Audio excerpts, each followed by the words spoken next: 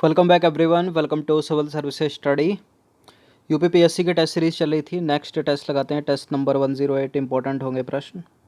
तो चलिए स्टार्ट करते हैं। ये विजयनगर साम्राज्य का लास्ट लेक्चर है। इसके बाद विजयनगर साम्राज्य से बनने वाले प्रश्न पूरी तरह से कंप्लीट हो जाएंगे। अच्छे से उनका रिवीजन कर लेना 3-4 बार। तो चलिए स्टार्ट करते हैं। तो क्वेश्चन नंबर 1 पर आ जाइए। क्वेश्चन नंबर 1 है, निम्नलिखित कथनों पर विचार करना है। 2 स्टेटमेंट है यहाँ पर, बताना है कि इनमें से कौन सा करेक्ट है। कृष्णदेव राय के दरबार में तेलुगु साहित्य के 8 सर्वश्रेष्ठ कवि रहते थे, जिन्हें अष्टदिग्गज कहा जाता था। कृष्णदेव राय के शासनकाल को तेलुगु साहित्य का क्लासिकल युग कहा जाता है। अब बताइए कौन कौन सा करेक्ट है इसमें। कृष्णदेव राय के दरबार में 8 सर्वश्रेष्ठ कवि रहते थे। क्या वो कवि तेलुगु साहित्य के थे या तमिल साहित्य के थे? इनको अष्टदिग्गज कहा जाता है या अष्ट प्रधान? देखिए, अष्टदिग्गज ही कहा जाता है। और तेलुगु साहित्य के थे, बिल्कुल 8 के 8 ही थे। पहला करेक्ट हो गया, सेकंड वाला भी करेक्ट हो गया। कृष्णदेव राय के शासनकाल को तेलुगु साहित्य का क्लासिकल युग कहा जाता है। तो दोनों के दोनों करेक्ट हैं, सी है इसका आंसर। क्वेश्चन नंबर 2 पर आ जाइए। अमुक्त माल्याद की रचना निम्नलिखित में से किसने की है? सभी को पता होगा ये प्रश्न, मोस्ट इंपॉर्टेंट है और बहुत बार पूछा है एग्जाम में, इसलिए आसान भी है। अमुक्त माल्याद बताइए किसने की है इसकी रचना? मल्लिकार्जुन, तेनालीराम, रामकृष्ण या फिर कृष्णदेव राय? देखिए, अमुक्त माल्याद है कृष्णदेव राय की। किसकी है? कृष्णदेव राय। तो अमुक्त माल्याद की रचना कृष्णदेव राय ने तेलुगु भाषा में की। याद रखना है, भाषा का नाम भी याद रखना। तेलुगु तमिल मत लगाकर गलत मत कर देना। इसके अतिरिक्त संस्कृत में जामवंती कल्याणम भी इन्होंने ही लिखा है। संस्कृत में जामवंती कल्याणम रचना है और अमुक्त माल्याद है तेलुगु भाषा में। दोनों की दोनों कृष्णदेव राय की हैं। अलग से पूछा जा सकता है कि जामवंती कल्याणम कौन सी भाषा में लिखी गई है? संस्कृत में है और अमुक्त माल्याद है तेलुगु में। क्वेश्चन नंबर 3 पर आ जाइए। निम्नलिखित कथनों पर विचार करना है। 2 स्टेटमेंट है यहाँ पर, बताना कि इनमें से कौन सा करेक्ट है। तेनालीराम रामकृष्ण, तेनालीराम रामकृष्ण कृष्णदेव राय के दरबार में रहते थे और पांडुरंग महात्म्य की रचना तेनालीराम रामकृष्ण ने की है, जो कृष्णदेव राय के दरबार में रहते थे। तो करेक्ट है दोनों के दोनों स्टेटमेंट। पांडुरंग महात्म्य जो है, महात्मा, ये तेनालीराम की रचना तेनालीराम कृष्णदेव राय के दरबार में रहते थे। तो दोनों के दोनों करेक्ट हैं, सी है इसका आंसर।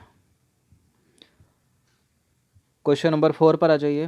निम्नलिखित में से किसने आंध्र भोज, अभिनव भोज और आंध्र पितामह की उपाधि धारण की थी?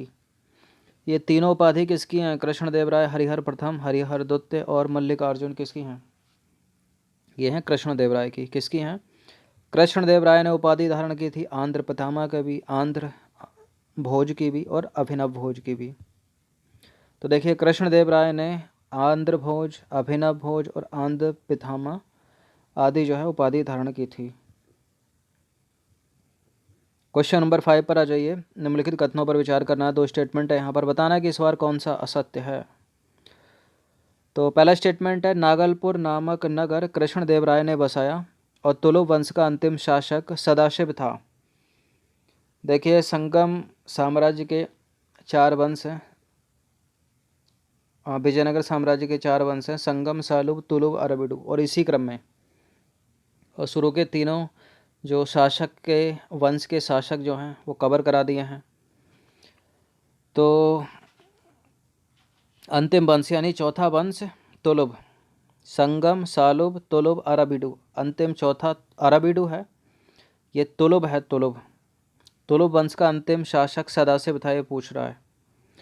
तो देखिए, ये गलत तो कोई है नहीं इसमें, दोनों के दोनों करेक्ट हैं। तो असत्य पूछा, असत्य तो कोई है नहीं, तो इसका आंसर लगाएंगे हम, इनमें से कोई नहीं।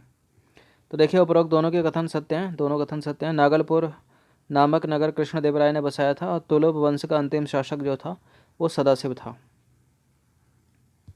वंश कौन सा था? तीसरा, संगम, सालुब, तुलुब, अरबिडु, अरबिडु चौथा। क्वेश्चन नंबर 6 पर आ जाइए। पहला स्टेटमेंट है, बन्नी हट्टी के युद्ध में विजयनगर की जीत हुई। और बन्नी हट्टी या तालीकोटा जिसको बोलते हैं, एक ही बात है। इस युद्ध में विजयनगर का नेतृत्व राम राय कर रहा था। देखिए, बन्नी हट्टी के युद्ध में विजयनगर साम्राज्य का पतन हो गया, जीत नहीं हुई, विजयनगर हार गया। गलत है पहला स्टेटमेंट, दूसरा करेक्ट है। बन्नी हट्टी या तालीकोटा के युद्ध में विजयनगर का नेतृत्व राम राय कर रहा था? तो इसका आंसर हो जाएगा ऑप्शन नंबर बी। तो देखिए, राक्षसी तगड़ी या फिर तालीकोटा या बन्नी हट्टी का युद्ध 23 जनवरी 1565 को हुआ था और इस युद्ध में विजयनगर साम्राज्य का पतन हो गया। बन्नी हट्टी के युद्ध में विजयनगर का नेतृत्व राम राय कर रहा था। 7वां प्रश्न है, निम्नलिखित कथनों पर विचार करना है। पहला स्टेटमेंट है, विजयनगर के विरुद्ध दक्षिणी राज्यों का एक संघ बना था। विजयनगर के विरुद्ध दक्षिणी राज्यों का एक संघ बना था। दक्षिणी राज्यों के संघ में बीजापुर, अहमदनगर, गोलकुंडा एवं बीदर शामिल थे। तो करेक्ट है दोनों के दोनों स्टेटमेंट, बिल्कुल सी है इसका आंसर। तो देखिए, उपरोक्त दोनों के दोनों सत्य हैं। विजयनगर के विरुद्ध बने दक्षिणी राज्यों में बीजापुर, अहमदनगर, गोलकुंडा एवं बीदर शामिल थे। इस संयुक्त मोर्चे का नेतृत्व अली आदिल शाह कर रहा था। क्वेश्चन नंबर 8 पर आ जाइए। निम्नलिखित कथनों पर विचार करना है। पहला स्टेटमेंट है, विजयनगर के चौथे राजवंश अरविडु वंश का संस्थापक तिरुमल था। अरविडु वंश का अंतिम शासक रंग तृतीय था। तो विजयनगर साम्राज्य के 4 वंश संगम, सालुब, तुलुब, अरविडु, इसी क्रम में याद रखिएगा। तुलुब वंश की स्थापना किसने की? कृष्णदेव राय ने। और चौथा राजवंश अरविडु का संस्थापक कौन? तिरुमल। तो कौन सा करेक्ट है इसमें? दोनों के दोनों करेक्ट हैं ये। तो विजयनगर के चौथे राजवंश अरविडु वंश की स्थापना की थी तिरुमल ने और अरविडु का अंतिम शासक कौन था? रंग तृतीय।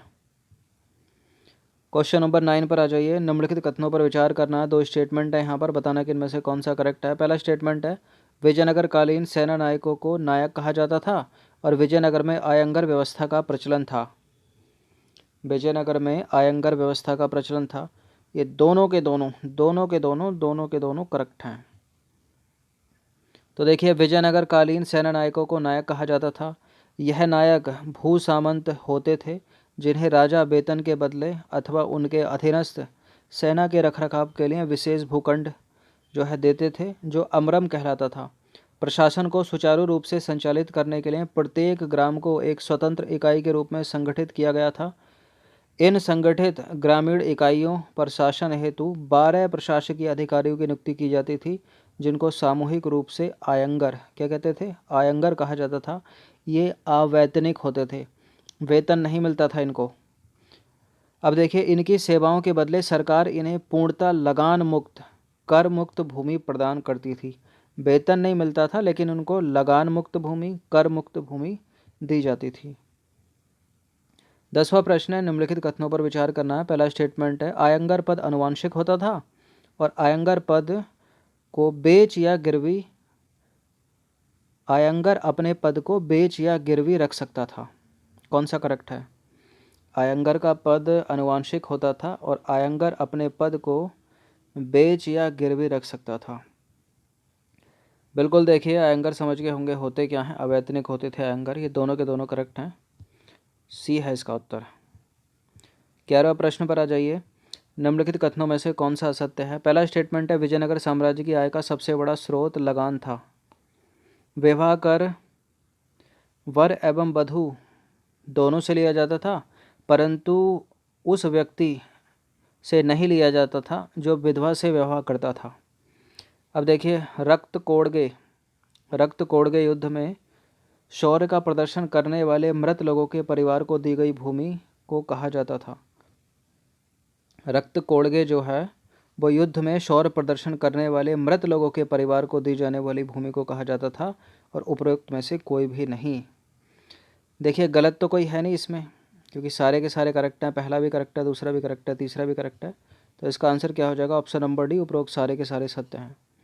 तो विवाह कर विजयनगर साम्राज्य में वर से भी लिया जाता था, मतलब दूल्हे से भी, दुल्हन से, दोनों से लिया जाता था, लेकिन ऐसे व्यक्ति से नहीं लिया जाता था जो किसी विधवा से विवाह करता था। क्वेश्चन नंबर 12 पर आ जाइए। निम्नलिखित कथनों पर विचार करना है। पहला स्टेटमेंट है, विजयनगर साम्राज्य में ब्राह्मण या बड़े भूस्वामी जो स्वयं कृषि नहीं करते थे किसानों को पट्टे पर भूमि दे देते थे। ऐसी भूमि को कूदी कहते थे और वह कृषक मजदूर जो भूमि के क्रय विक्रय के साथ ही हस्तांतरित हो जाते थे, उनको कुट्टगी कहलाते थे वो। देखिए दोनों के दोनों गलत हैं, क्योंकि विजयनगर साम्राज्य में ब्राह्मण या बड़े भूस्वामी जो स्वयं खेती नहीं करते थे और किसानों को पट्टे पर अपनी भूमि दे देते थे, ऐसी पट्टे पर दी गई भूमि कुट्टगी कहलाती थी। और वह कृषक मजदूर जो भूमि के क्रय विक्रय के साथ हस्तांतरित हो जाते थे, उनको कूदी कहते थे। तो दोनों के दोनों गलत हैं, सही तो कोई है नहीं इसमें, डी है इसका उत्तर। तो असत्य हैं दोनों के दोनों, इनकरेक्ट हैं। ब्राह्मण या बड़े भूस्वामी जो स्वयं खेती नहीं करते थे और अपनी भूमि को किसानों को पट्टे पर दे देते थे, ऐसे पट्टे पर दी गई भूमि कुट्टगी कहलाती थी। और वे मजदूर जो भूमि के क्रय विक्रय के साथ हस्तांतरित हो जाते थे, उनको कूदी कहा जाता था। अब आ जाइए क्वेश्चन नंबर 13 पर। विजयनगर का सैन्य विभाग निम्नलिखित में से क्या कहलाता था? विजयनगर का सैन्य विभाग उम्बली नहीं कहलाता था, जोरी खाना नहीं कहलाता था, कदाचार कहलाता था। क्या? कदाचार। तो विजयनगर का सैन्य विभाग कदाचार कहलाता था। इस विभाग का उच्च अधिकारी दंडनायक या सेनापति होता था।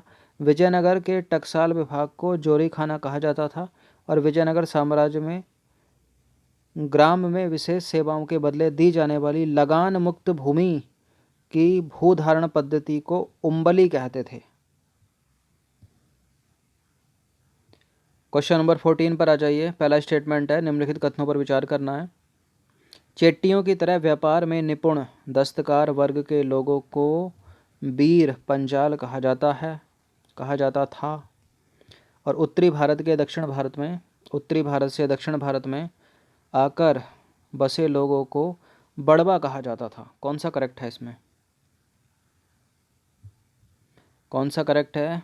चेट्टियों की तरह व्यापार में निपुण दस्तकार वर्ग के लोगों को बीर पंजाल और उत्तर भारत से दक्षिण भारत में आकर बसे लोगों को बड़वा कहा जाता था। करेक्ट है दोनों के दोनों स्टेटमेंट, ये सी है इसका उत्तर। क्वेश्चन नंबर 15 पर आ जाइए। निम्नलिखित कथनों पर विचार करना है। दो स्टेटमेंट है, यहाँ पर बताना है कि इनमें से कौन सा सत्य है। विजयनगर में दास प्रथा प्रचलित नहीं थी और विजयनगर में मंदिरों में रहने वाली स्त्रियों को देवदासी कहा जाता था। देखिए इस पर हम चर्चा कर चुके हैं, शायद एक बार पहले भी 2 बार कर चुके हैं। विजयनगर में दास प्रथा प्रचलित थी, गलत है ये वाला स्टेटमेंट। और विजयनगर में मंदिरों में रहने वाली स्त्रियों को देवदासी कहा जाता था, सेकंड वाला करेक्ट है। इस पर सीरियल भी बने हैं बहुत।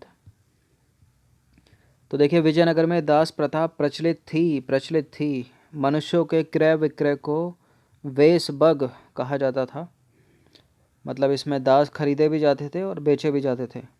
मंदिरों में रहने वाली स्त्रियों को देवदासी कहा जाता था। इनको आजीविका के लिए भूमि या नियमित वेतन दिया जाता था।